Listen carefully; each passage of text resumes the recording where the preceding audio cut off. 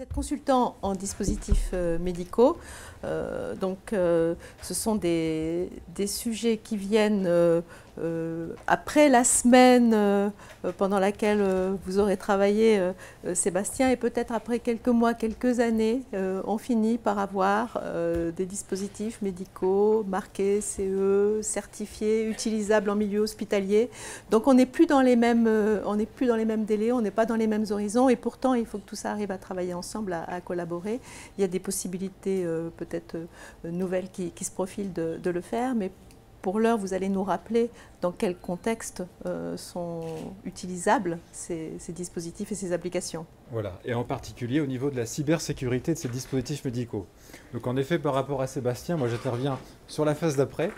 Après la première semaine, c'est comment faire en sorte pour que ces logiciels médicaux, ces dispositifs médicaux, puissent être mis sur le marché en obtenant leur fameux sésame qui est le marquage CE en Europe ou alors un 510K aux États-Unis, pour ceux qui connaissent. Donc, la mise sur le marché d'un dispositif médical, c'est un vaste sujet, et donc je vais me pencher uniquement aujourd'hui sur la problématique de la cybersécurité des dispositifs médicaux, en se posant la question de savoir si en effet nous sommes prêts. Sommes-nous prêts à la cybersécurité ?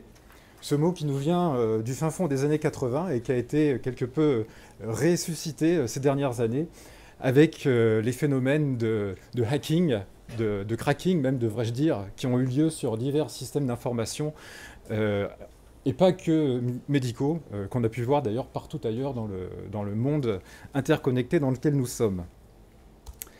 Alors déjà, premièrement, parmi tous les acteurs, on a les gérants, les systèmes d'information hospitaliers et les gens qui gèrent ces systèmes d'information hospitaliers. Par exemple, les directions informatiques des hôpitaux, des centres de soins. Eh bien, ces systèmes d'information hospitaliers, aujourd'hui, on peut dire qu'ils sont dans un environnement qui est géré, pour lequel la culture de la sécurité est acquise. Voilà, hein, la cybersécurité, c'est une culture, et cette culture, elle est acquise par les personnels, les organismes qui gèrent les systèmes d'information hospitaliers. Ça, au travers de politiques qui ont été mises en place au niveau gouvernemental, au travers de plans qui sont mis en place au niveau de chaque centre de soins, et au travers de certificats que l'on peut avoir, tant obtenus à partir de la HAS ou certification de compte, tout un tas de diplômes, si je puis dire, qui permettent de certifier le fait que des systèmes d'information hospitaliers sont qualifiés du point de vue de leur sécurité. Alors bon, ça c'est le point de vue, on va dire, de l'utilisateur, en interne, à travers dans les hôpitaux. Et puis après, il y a tout le monde extérieur aux hôpitaux, tous les fabricants de dispositifs médicaux qui voudraient bien rentrer dans ces systèmes d'information hospitaliers pour pouvoir faire en sorte que leur système communique avec tout l'ensemble de systèmes mis à l'intérieur de l'hôpital, communique et évidemment soit vendu aux hôpitaux. Donc pour ça, ces fabricants de dispositifs médico-logiciels, qui peuvent être des startups en effet, qui souhaitent apporter leur innovation géniale aux hôpitaux, eh bien ils doivent respecter une réglementation, la fameuse réglementation du marquage CE, à travers la directive 93-42-CE. Donc 1993, ça veut dire que ça date d'il y a 30 ans, 20 ans, 20 ans, pardon. Donc, parmi cette directive, là j'ai essayé de le schématiser à travers cette espèce de long ruban que l'on peut voir ici. Eh bien, on a tout un tas d'exigences à respecter en matière de sécurité pour le patient, efficacité clinique, performance, sécurité électrique, sécurité biochimique, sécurité, j'en passe et des meilleurs. Et parmi tous ces éléments auxquels un dispositif médical doit répondre, il y a une phrase, une malheureuse phrase perdue dans cette réglementation, je l'ai symbolisée par cette phrase, par cette flèche, ici, sécurité informatique. Donc, que dit en la matière cette phrase dans la réglementation? Elle dit en la matière qu'il faut valider les logiciels médicaux en fonction de l'état de l'art. Bon. Alors, quand vous êtes là, vous te dites, bon, ok, l'état de l'art, très bien. En effet, l'état de l'art, aujourd'hui, ça comprend la cybersécurité. Il y a quelques années, on vous aurait dit, bon, ben, la cybersécurité, on ne s'en préoccupe pas, comme peuvent dire certains. Mais aujourd'hui, il faut s'en préoccuper. Le nouveau règlement qui devrait sortir en 2016, qui est en train d'être, qui est en phase de trilogue entre le Parlement européen, la Commission européenne et le Conseil de l'Europe, n'ira pas plus loin. On ira toujours valider le logiciel en fonction de l'état de l'art. Donc, vous voyez, l'état de l'art, aujourd'hui, ça se résume en fait à une petite phrase dans la réglementation et à une norme, donc une norme qui est reconnue par la Commission européenne, donc, dont je passe le nom barbare, IEC 62304, qui elle-même est l'état de l'art en matière de logiciel, et dans laquelle, encore une fois, on ne trouve qu'une seule ligne sur les 50 pages de la norme, on ne trouve qu'une seule ligne sur le fait que les spécifications du logiciel doivent prendre en compte la sécurité du système d'information. Donc quand on en est là, quand on voit ce constat, eh bien on se rend compte en fait que les fabricants de dispositifs médico-logiciels, toutes ces startups qui veulent mettre sur leur marché de façon très volontaire leurs dispositifs médicaux, logiciels, eh bien même s'ils ont toute la volonté du monde, en effet, la cybersécurité, ils n'en pensent pas en premier. Ce qui veut dire qu'aujourd'hui, vous avez sur le marché des dispositifs médicaux où je veux bien mettre ma main au feu s'ils sont tous sécurisés de la façon qui est, on va dire, au niveau qui serait nécessaire par rapport aux attentes de la réglementation, d'une part, des dispositifs médicaux, mais aussi de la sécurisation qu'on attend des systèmes d'information hospitaliers. Alors bon, comme d'habitude, en matière de dispositifs médicaux, il faut toujours aller voir ce qui se passe du côté des USA. Donc si vous êtes un fabricant de dispositifs médicaux qui est un petit peu plus au fait de ce qui se passe au niveau de la cybersécurité, ben vous allez aller voir ce qui se passe au niveau des États-Unis avec une guidance, donc un guide d'application de méthodologie de sécurisation d'un dispositif médical logiciel, d'un logiciel de dispositif médical. Bon, tout ça, c'est écrit en anglais, donc ça fait appel à tout un tas, on va dire, à toute une culture propre à la FDA, donc il faut l'assimiler. Vous avez déjà le marquage CE assimilé d'un côté, vous avez d'autre part toute la culture relative au jargon et à l'environnement de la FDA à assimiler. Tout cela fait beaucoup de choses, et en effet, encore une fois, ce n'est pas forcément la priorité des sociétés qui veulent mettre sur leur marché le plus vite possible leur dispositif médical. Logiciel. Alors pour la petite histoire, quand même, sécuriser un logiciel, il n'y a pas 36 façons de faire.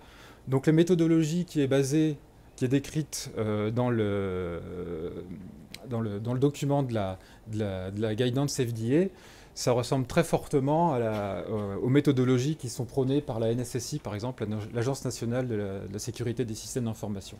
Voilà. Il n'y a pas 36 façons de faire de sécuriser un logiciel médical, de toute manière, ou un logiciel quel qu'il soit. Donc, voilà à peu près l'état, on va dire, de la documentation qu'on peut avoir quand on veut savoir quel est le référentiel sur lequel il faut se baser pour sécuriser un logiciel médical. Et pour ajouter à ça, évidemment, suivant que vous soyez avec un logiciel qui va se connecter sur le réseau en filaire, en sans fil, avec un serveur sur le cloud, avec des applications mobiles, des applications sur PC, des applications web, j'en passe et des meilleurs, vous allez avoir tout un tas de normes qui vont s'appliquer, enfin une vraie pluie de normes, qui vont s'appliquer à vos logiciels médicaux, et pour lesquels, aujourd'hui, quand vous regardez, comme me disait un de mes clients, mais c'est une vraie jungle ce truc-là. Qu'est-ce que je prends? Par où je commence? Où est-ce que je vais? Enfin bon, voilà. Donc certains parmi vous qui ont déjà eu affaire à leur corps défendant à certaines normes comme l'ISO 27001 savent de quoi il s'agit. Mais il y en a tout un tas, en effet, qui sont aujourd'hui plus ou moins reconnus par les instances réglementaires des pays européens, en Europe ou aux États-Unis. Voilà, toutes les normes que je vous ai citées là, ce sont des normes qui sont reconnues soit en Europe, soit aux États-Unis. Évidemment, l'ensemble est disjoint. Enfin, les normes reconnues aux États-Unis ne sont pas les mêmes que celles reconnues en Europe. Il y a une petite intersection entre les blocs de normes, mais ce n'est pas tout à fait ça. Voilà. Donc pour terminer sur ce laïus, en fait, aujourd'hui, ce dont on se rend compte, c'est que de toute manière, on a des dispositifs médicaux connectés. Et le mot connecté, en effet, c'est là que se trouve le point faible de ces dispositifs médicaux. Pourquoi ? Parce que vous allez avoir des dispositifs médicaux qui sont extérieurs au système d'information hospitalier, qui vont vouloir échanger des données avec les systèmes d'information hospitaliers. Et donc, de toute manière, cet échange de données va passer par des connexions qui vont être autant de connexions, vont être autant de failles de sécurité probables, possibles, pour tous ces nouveaux dispositifs médicaux connectés qui veulent rentrer dans le monde du service, du système d'information hospitalier. Que ce soit des tablettes, que ce soit des sites web déportés, que ce soit des systèmes sur le cloud, encore un gros mot, hein, du big data, du cloud, enfin toutes ces choses-là, tous ces gros mots-là, en effet, sont des failles de sécurité potentielles. J'en veux par exemple tous les systèmes qui vont servir à faire du Next Generation Sequencing, par exemple. Donc, qui servent à analyser des données de l'ADN pour détecter des pathologies type cancer sur des ARN messagers, des choses comme ça. Tout ça, on ne l'installe pas à l'hôpital aujourd'hui. On va la mettre sur le cloud. Alors, j'ai vu une société mettre ça sur un Amazon S3. Donc, on ne sait pas où c'est. Amazon S3, on ne sait pas quels sont les serveurs qui sont derrière. On ne sait rien.